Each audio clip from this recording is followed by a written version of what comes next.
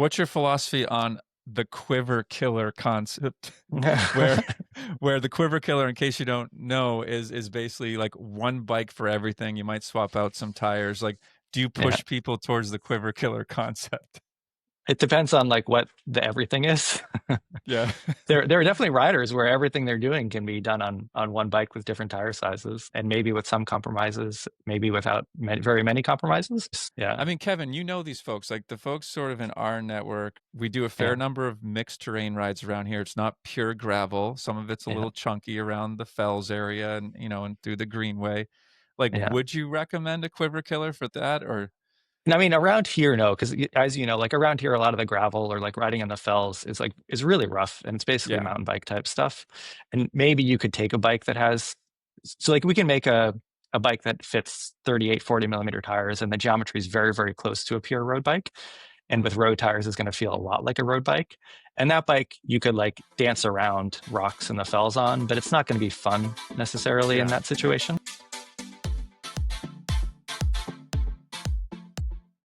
Hey, welcome back to the New England Endurance Podcast, where we celebrate the people, stories, and yes, craftsmanship that fuel the endurance community here in New England.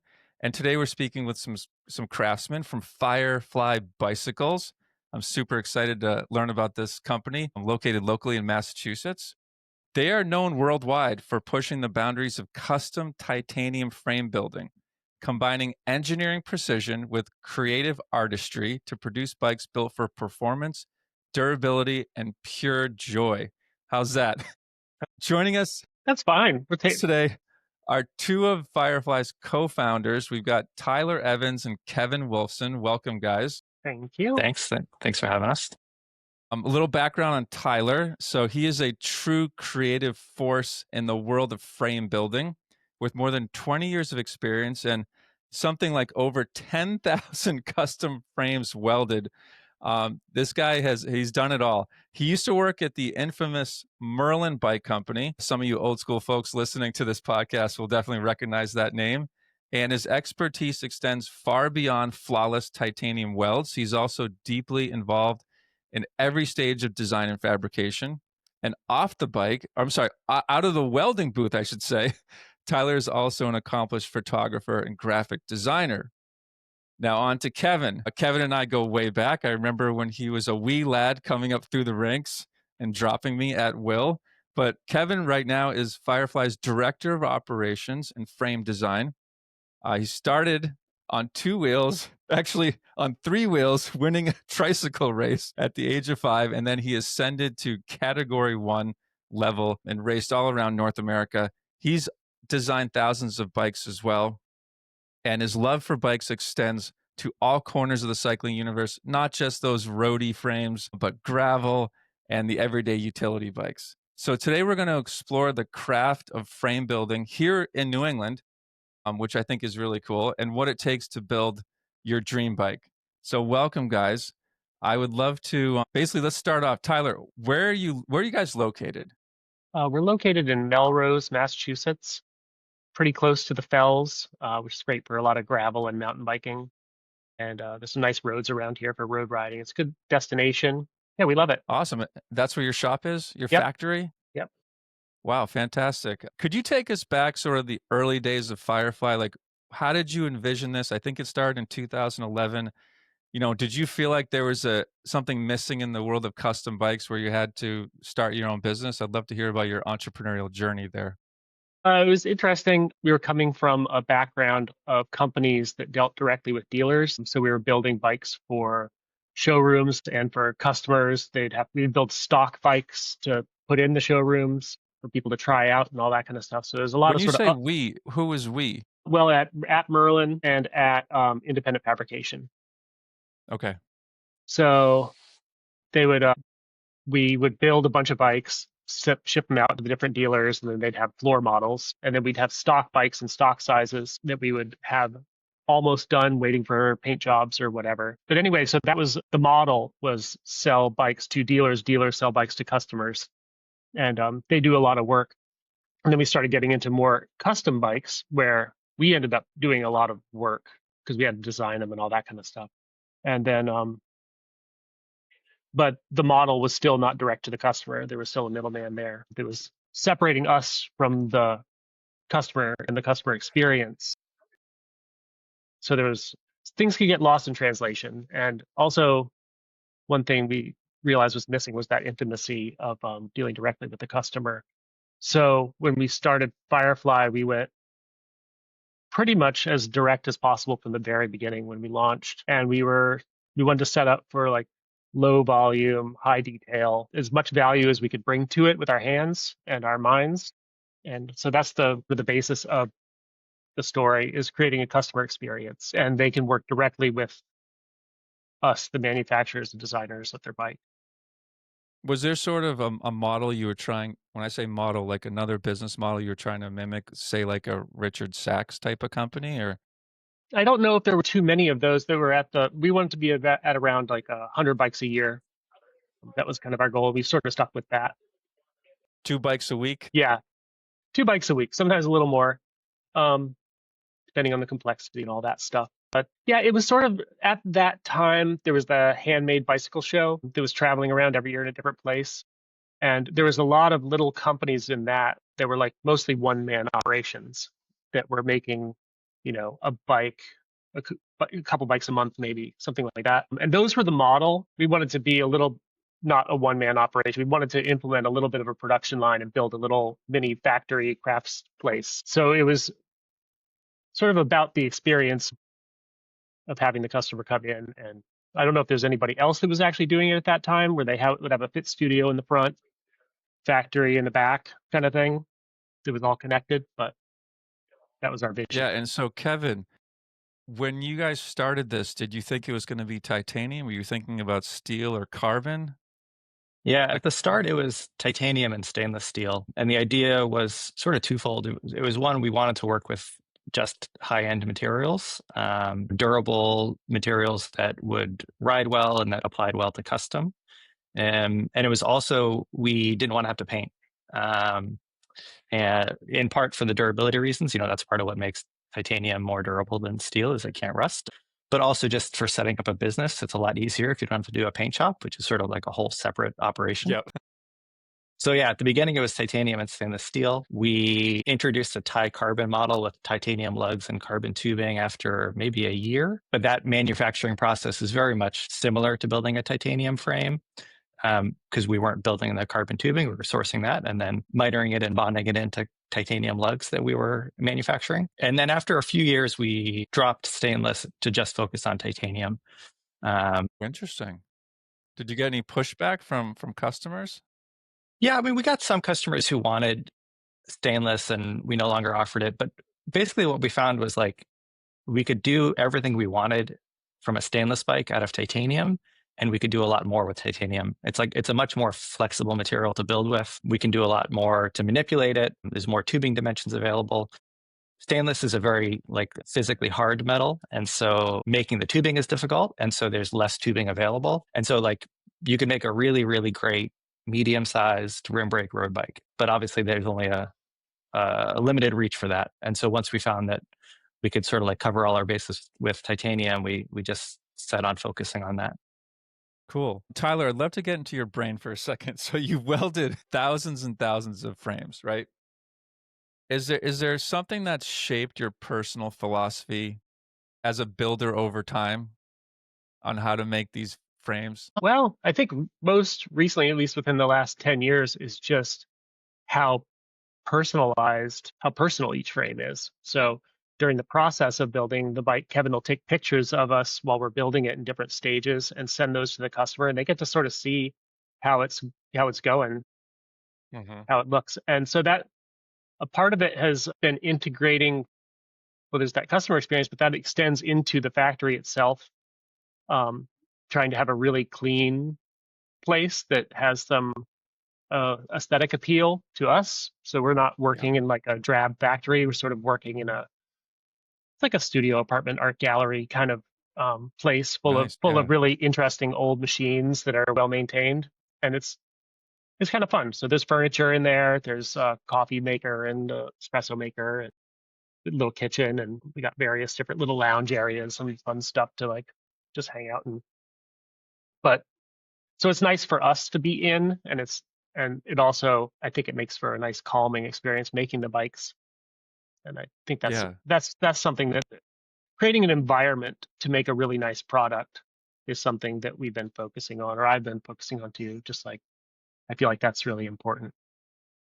I love that. There's nothing better than a clean shop. So, Kevin, let's start a little bit from the beginning in terms of if you have a customer reach out to you, they've heard about your bikes, they want one of your bikes, they have an idea and like, oh, I'm a 56 or 58 centimeter. I like to do some climbing, I like to do some road riding. Like, how does the process work for somebody who's wanting to buy a Firefly bike? Yeah, yeah. The starting point is always how are they going to use it? We have a few models that sort of differentiate like rough uses, but they're pretty broad.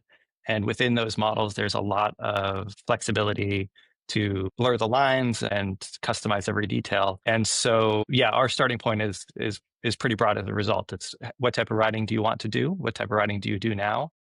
What are your goals for the bike? And once we have sort of a good understanding of what type of riding someone wants to do, then we get into more details about their current bike and what they like about their current bike and fit dimensions and specific fit issues that might come up and what frame options and component options will suit the type of riding they want to do. But yeah, the beginning is just like, I don't know, it's kind of the best part of the process maybe is just like what type of riding do you do now? What type of riding do you want to do? So, are you Um, getting mostly like seasoned cyclists coming to you? Are you getting novices? We get a mix, yeah, a pretty broad mix. We get people who are new to the sport and want custom because they feel like they have a specific fit need or just because they want something handmade or they have some connection to our shop or something like that. And they don't have any knowledge of fit or components or frame geometry design. And we get people who have had multiple custom bikes and have some specific ideas about geometry or about fit. And so that's part of the introductory process is trying to get an understanding of like where someone's coming from and what gaps there are and what questions make sense to ask one person that might not make sense to ask another person. Okay. But yeah, it's a pretty broad spectrum. What about, so if you don't mind, just like sort of taking a No, yeah, potential real life case study. So yeah, you yeah, have a rider, he's 6'2", about 200 pounds. He likes riding in New Hampshire, Vermont, Maine, Massachusetts. Not talking about myself. He's been riding stock bikes his whole life, whether it's yeah, Cannondale, Canyon, you name it. At some point, like once you get that information, do I come into your shop and like hop on a trainer, or like do yeah, you see my pedaling technique, or how does that work? yeah, absolutely. Yeah. So hypothetically, someone like yourself,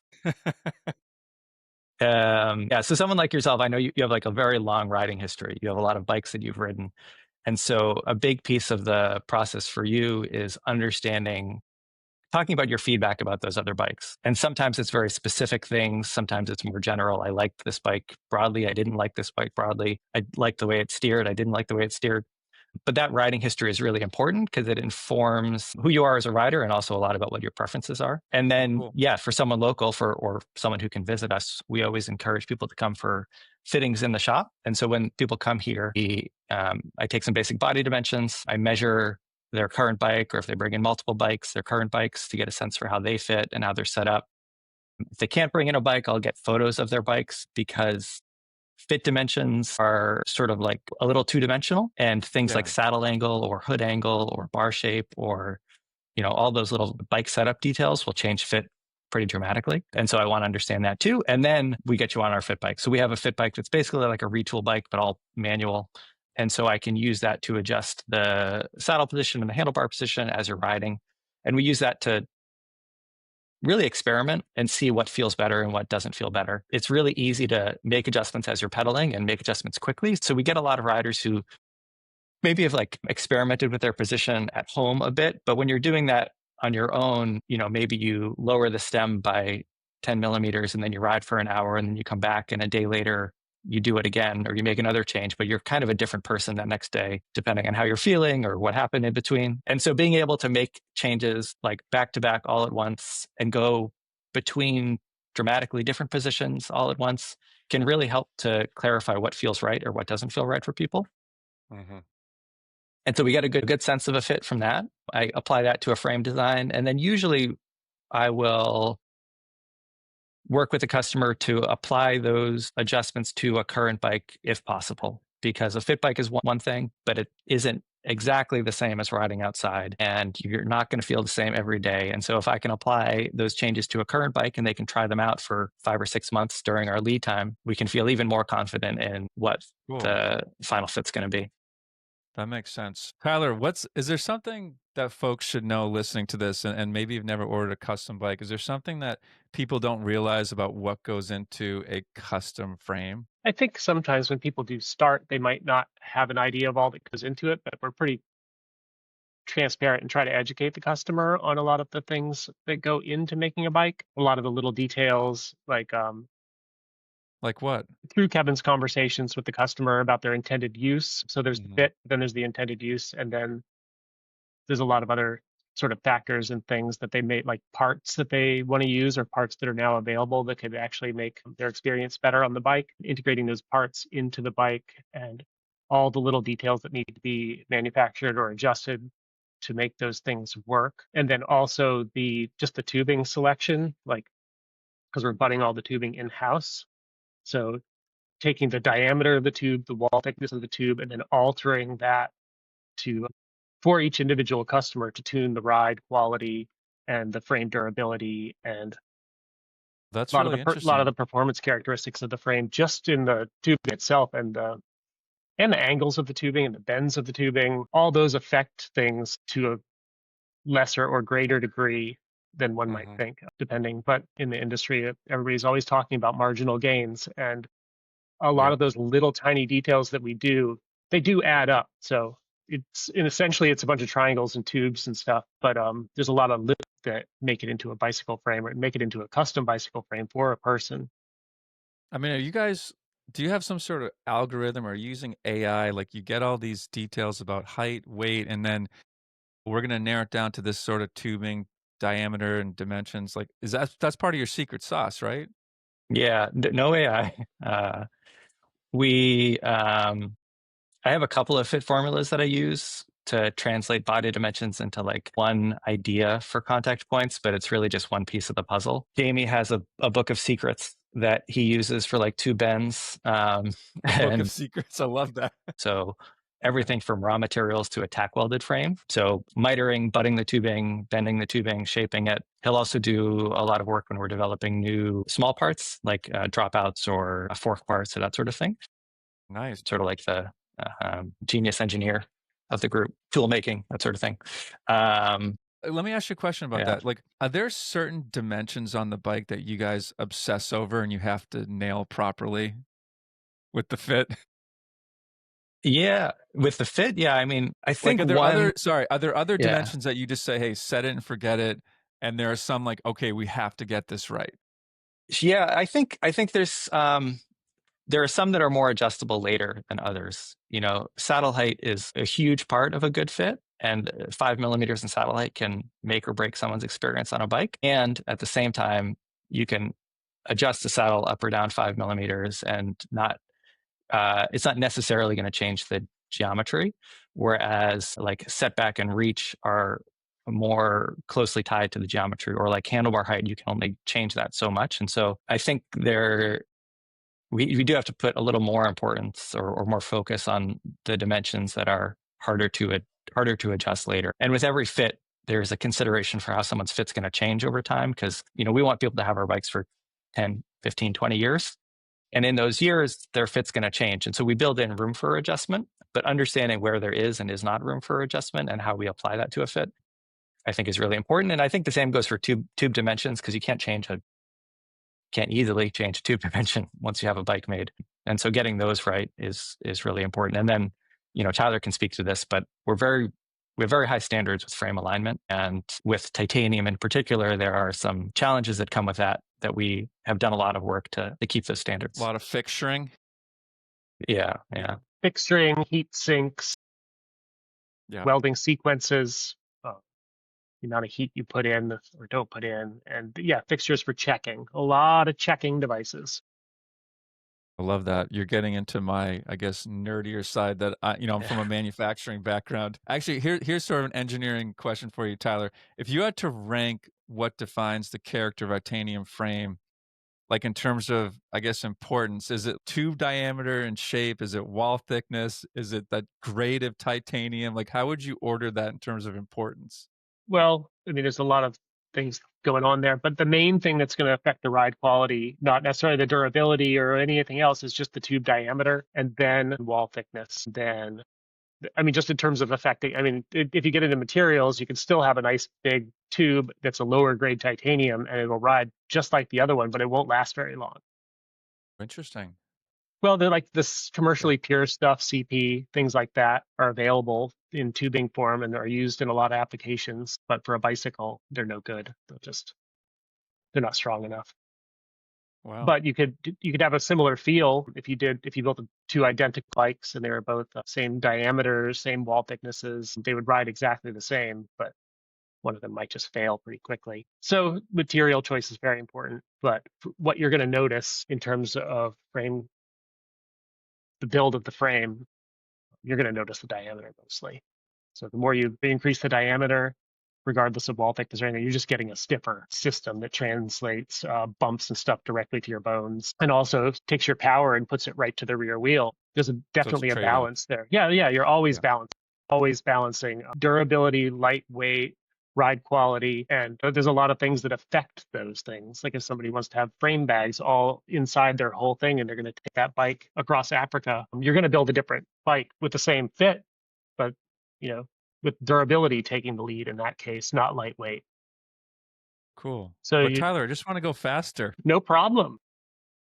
Kevin, is there sort of one geometry fad over the last decade that you felt like was super overrated, or something that you guys did Yeah. that you quietly stepped away from? I don't know. I mean, I guess the first thing that comes to mind is maybe like an over application of mountain bike geometries to bikes that are not full suspension mountain bikes. Like there's a lot of really good reasons that full suspension mountain bikes have, you know, longer front centers and lower head tube angles and steeper seat tube angles. And also riding a full suspension mountain bike on trail is a lot different than riding a gravel bike for 4 hours. And so there was a little trend a few years ago that is a little bit still alive of applying that sort of geometry philosophy to gravel bikes. And there are definitely some riders that will take advantage of that, but most people will find that that type of geometry makes a bike like sort of floppy and weird to ride Mm, and not comfortable over a long distance. And I think it's cool that people push those boundaries and like experiment with those things. And it's one of the nice things about custom is that we can, if there is a rider who wants that or would benefit from that, we can do it. And then we're not like committing a model to it. It's just a bike that we made. But I do think there's maybe a tendency with trends like that to say like sort of maybe overestimate the type of riding that you want to do on a bike. And so sometimes it's helpful to sort of reel that in and be like, well, I'm not actually going to ride this on mountain bike trails that much. And so maybe I don't need this like 68-degree head tube angle. it's so funny you mentioned this story because I think like 6 or 7 years ago, I show up to a group gravel ride and I showed up like on my old cyclocross bike. This is Yeah, yeah, before the gravel bike, but everybody on this ride had the giant mountain bike type tires on yeah. their gravel frames.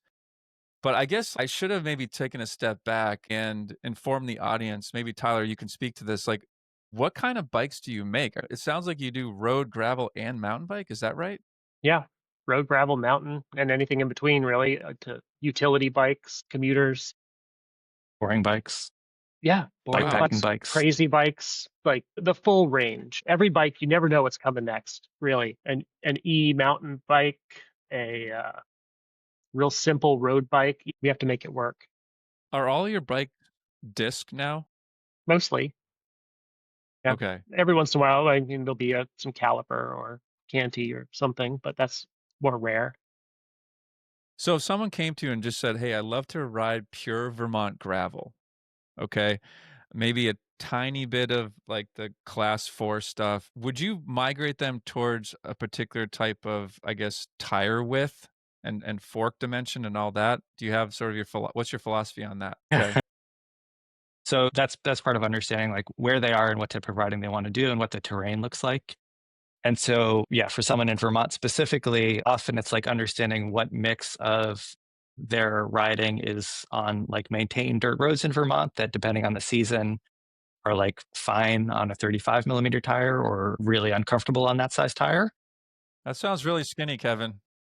I know, but I mean, imagine like a maintained dirt road in like a road race. It's not a, it doesn't call for that much, but that doesn't mean that that's the right tire size to use all the time. And then there are some people who are riding in Vermont who are doing more of their riding on class 4 roads. And so that'll call for much bigger tire clearance. But basically the way that we sort of segment our gravel bikes in terms of tire clearance and how that applies to frame geometry is clearance for up to 700 by 45 or 650 by 53 at the minimum, clearance for up to 700 by 50 for someone who's spending more time on rougher gravel or wants to prioritize traction on loose terrain or mud, or just wants that flexibility, or for people who are doing a lot of time on really rough gravel, clearance for 2.2, 700 by 55, 56. So you have bike designs for all of these?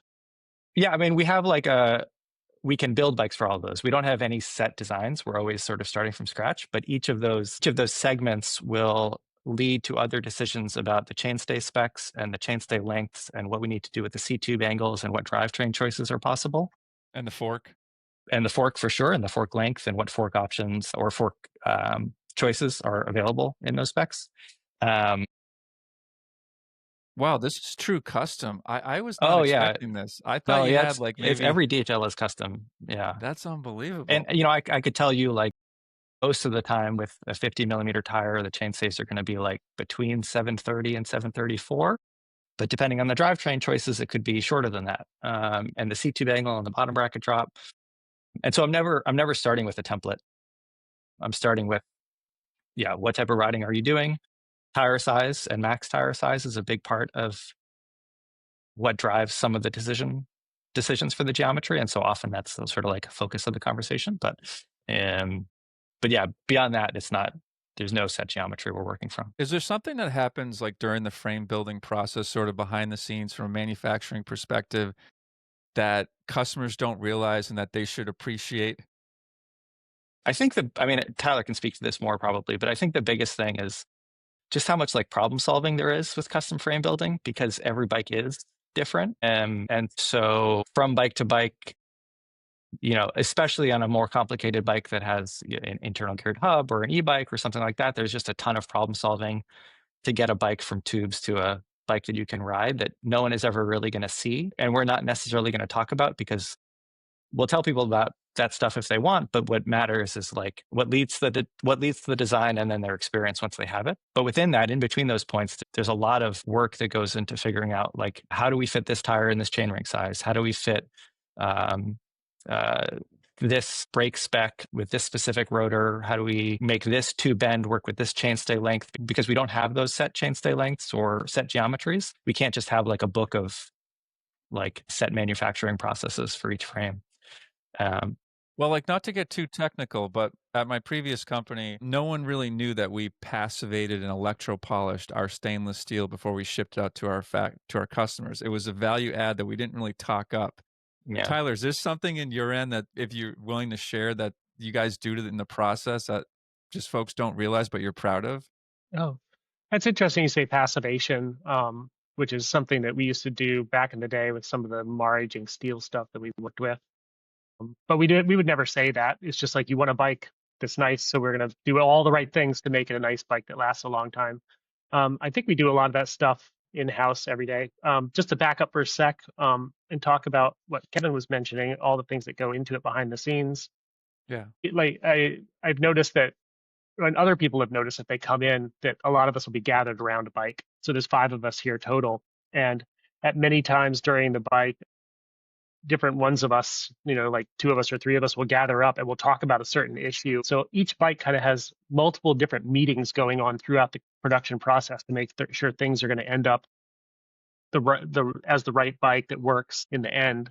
So that's always kind of an interesting point. It's kind of fun too, because we're always learning, which is one of the things that is appealing about this company that we've created, is that every bike is kind of a puzzle, and we learn something from it. And all these new parts that are coming out, having to integrate them and make them work is always, it's just a fun challenge each time. The end result has to be just like, handmade, well done, not pristine, but like as nice as we can make it. Yep. We go through a lot of effort for that final stage and a lot of checks and a lot of looking just to make sure that when it spits out the other end, it looks right. Well, speaking of final stage, like what finish or anodization do you guys like to do the most? Do you have a preference? It's always, I just want it to be new every time.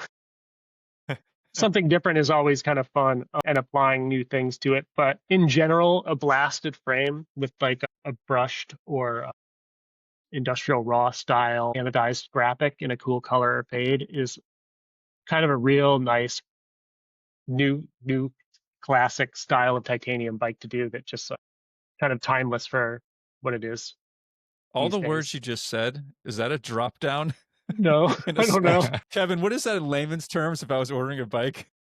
Yeah, it's just like a matte frame with shiny colored logos. Okay.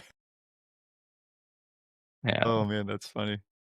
So for listeners curious about ordering, what is the typical timeline? Kevin, you alluded to 5 months from basically the first conversation until when I have a finished bike. Right now, it's about a year. About 1 year Wow. is our wait list.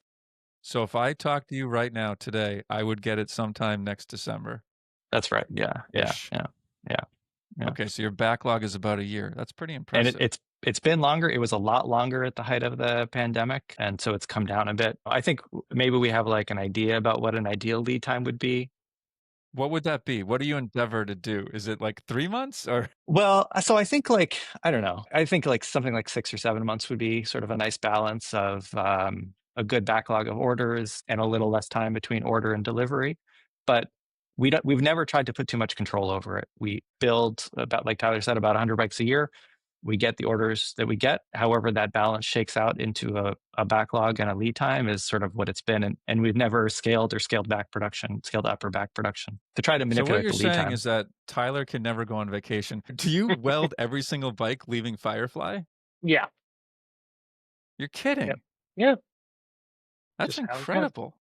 It's not too bad though. I mean, the bikes are more complicated than bikes I've made in the past, in my past lives of working at different places. These bikes are on another level. So it's, getting 2.5 bikes out a week, as well as all the other stuff that each one of us does, is a lot. But also, it's not so stressful. I think that's also something that's important to us, is not to get too stressed out about it, and just like, if we're comfortable, the bikes are going to turn out really nice. As the Italians say, if you're experiencing like tranquility, Yeah, your yeah, work. yeah. And we do go on vacation, so we plan for those kinds of things. Like, if Okay. I'm going to take some time off, Jamie will get me a few more bikes, and I'll just work a little bit more beforehand so I can put some stuff into finishing so I'll still have stuff to do. And then when I get back, there'll be more bikes in my area, and then maybe it's time for Jamie to go on vacation or something. So we can stagger things and make things work. There's Yeah. always stuff flowing through and coming in and shipping out. So hypothetically speaking, Kevin, let's say I ordered a bike and I like some deep dish wheels, not exactly sure what, maybe some Zips, some Envies. I like SRAM Rival. I don't need the toppity top. What's the sort of price range, if you don't mind me asking, like at the end of the day? No, not at all. Our frame sets start at 5,600, and that includes a carbon fork, fully custom geometry, custom tubing. There are some extra options that things like finish or internal brake ratting or our titanium fork that can add to the frame set cost. But as a base, 5,600 is the frame set cost. And then the rest of it is just what those frame options are and what the component selection is. So there's a huge range of pricing with components, obviously, Yeah, and it we could don't be like have 10 to 15 grand, I'm guessing, right? we don't have set component builds, so we can build a great Okay. bike with lower end but good quality components for $8,000, and we can build a bike with super high end components for $19,000-$20,000. What's the most expensive bike you've ever built? I think it's about 20. About I don't 20? I don't know Chris the exact King, number. Envies, everything. Yeah, there's some. I mean, we don't. I don't know how our bikes are high end for sure, and they're not inexpensive for sure. But there are some bikes out there that are like a lot more expensive than the bikes we make, and there are some like boutique components that we don't use that are like just way more expensive. That could really drive a bike's price up to well above 20,000. So it's kind of a wild world out there. Yeah. Yeah. Yeah, I think Okay. if you look at ours, our bikes stacked up to even like a really high-end stock bike in a bike shop, we're very competitive with that. Yeah. Yeah. So there's something I stumbled upon your website. I'd just love to hear a little bit about it. Apparently, you guys operate a carbon neutral manufacturing Yeah. process. What does that actually look like day to day? Like, and why is that so important to you guys? Yeah, so this was an opportunity that came up a few years ago through an old friend who was doing work for this company called Cooler. And so what Cooler does is they buy permits on a greenhouse gas market. So, large scale manufacturing companies that have more emissions in specific areas have to buy permits to allow them for them to be allowed to emit a certain amount of carbon. And in these markets, and some of these markets, especially in New England or in the Northeast, there are a set number of permits available. And so what Cooler does is they calculate a carbon footprint for a product, for a bike. That is tied to a price or a cost. Permits cost a certain amount. And so for each bike, we can sort of it's not super precise, but we can have a rough idea of how many permits we would need to buy or how much of a permit we would need to buy to offset the emissions of us making a bike. And then once we buy that permit, it's off the market. And so the result is that these other companies can't buy that permit to emit carbon for their greenhouse gas emissions. And so over time, the idea is that would incentivize more green manufacturing. And in certain markets, that also is that money from the market is used to specifically create more green manufacturing capability. And so it's a long-term thing. It's not like we're Wow. capturing emissions and turning them into gold or whatever, but it's sort of like it was sort of like the only way that we had found to, or one of the only ways we had found to have some sort of a real impact in that way. And, Mhm. and yeah, I love that. so That's quite noble. I was not aware that you could do that, yeah, but how many years you been doing that? I think 4 or 5, I forget Really exactly. interesting. Yeah. I mean, is it mostly smaller businesses that would, do what Yeah, you're doing? It's not the larger companies because they need the permit. So, exactly. Yeah. Yeah. wow, that's And it's really also this company specifically Cooler. Um, the way that they've set up this process is really designed to work with companies that can't do it on their own, that don't have outlets to offset emissions on their own. So it works well for our size and for small to medium sized manufacturing businesses. So one of my final questions is, all right, so I've got the bike. Is there something I can do on my end once I have the bike that can make the bike just significantly more comfortable or better riding than if I didn't talk to you guys? Like, is there a Like recommendation once you already have the bike, I get, or like maybe during the final stages, like, is there any secret sauce around, I don't know, tire pressure or sure. like anything around that? Yeah, I mean, I think with every bike we send a setup guide that includes a recommended tire pressure. Okay. But I think in general, something that we try to foster during the bike design process and the order process is just encouraging people to be inquisitive and curious and sort of introspective about the type of riding they want to do and who they are on a bike. And it's a balance because you don't want someone going out and changing their satellite a millimeter every five Yeah, miles. exactly. But it's important. And I think one of the nice things about the custom process when it's done right is it's a chance to really examine what you like and what you don't like and what type of riding you want to do and what type of Mhm. riding you don't want to do as much and what feels good for you and what doesn't feel good for you. And so that's something we try to focus on when we're designing a bike. And it's also something you can keep doing once you have a bike. And we're not we're small and I spend a lot of time working with each customer. And once they have a bike, it's not like we're shut off with communication. People can come back to us Yeah. anytime with Yeah. Kevin, I you have a know, question. Yeah. yeah, yeah. We just had a customer who has had his bike for I don't know, 8 years and came back for a refit, and we're going to change his stem length and his seat post offset and his saddle height, Nice. and just remaining curious and optimistic about what's possible, I think is maybe what I would say is a little key to it. What's your philosophy on the quiver killer concept? Where where the quiver killer, in case you don't know, is basically like one bike for everything. You might swap out some tires. Like, do you push people towards the quiver killer concept? It depends on what the everything is. Yeah. there are definitely riders where everything they're doing can be done on one bike with different tire sizes, and maybe with some compromises, maybe without very many compromises. But yeah, then there are riders. Yeah, I mean, Kevin, you know these folks, like the folks sort of in our network, or particularly in yeah. my network around Arlington. Like, we do a lot of road rides. We do a fair number of mixed terrain rides around here. It's not pure gravel. Some of it's a little chunky around the Fells area, and and through the Greenway. Like, would you recommend a Quiver Killer for that? Or And I mean, around here, no, because as you know, like around here, a lot of the gravel or like riding in the fells is really rough, and it's basically yeah, mountain bike type stuff. And maybe you could take a bike that has like we can make a bike that fits 38, 40 millimeter tires, and the geometry is very, very close to a pure road bike. And with road tires, it's going to feel a lot like a road bike. And that bike you could like dance around rocks and the fells on, but it's not going to be fun necessarily in yeah, that yeah. situation. So if that's your mix of riding, then no, that bike isn't going to be good. If the mix of Okay, riding is like road riding and then like, yeah, maintain dirt roads in like southern New Hampshire, then yeah, sure. Like I think you can make a bike that covers those bases really nicely. that's a good answer.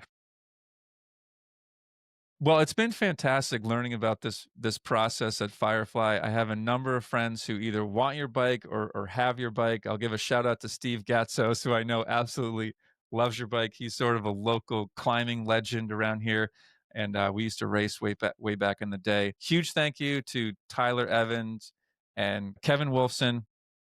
I wish you guys nothing but great success. Thank you for coming on the podcast. Thank you. Thanks Thanks for for having having us. us. It's great. I should mention, I mean, you Yes. might mention this, but where to find us? Obviously, there's our website, fireflybicycles.com, which has a lot of good information. So this is linked from the website, but we have a Flickr page where we post pictures of every single bike that we make and the Wow. manufacturing process of every single bike that we make. And so as a resource for examples of what we've done and what's possible, that's for sure the best thing out there. Just flickr.com/fireflybicycles. So there's hours of Flickr.com photos. backslash Firefly Bicycles. That's right. That will get the creative juices going. That's right. Yeah. Oh, look Yeah. what he did Yeah. Yeah. or she. All right, great. So we'll tag you guys on Instagram. It's fireflybicycles.com. Thank you so much for listening to this episode of the New England Endurance Podcast. Get out there, enjoy the beautiful terrain of New England, drop some hammers, enjoy ski country, whatever it is your passion for the winter. Thanks for listening, and catch you next time. Thank you.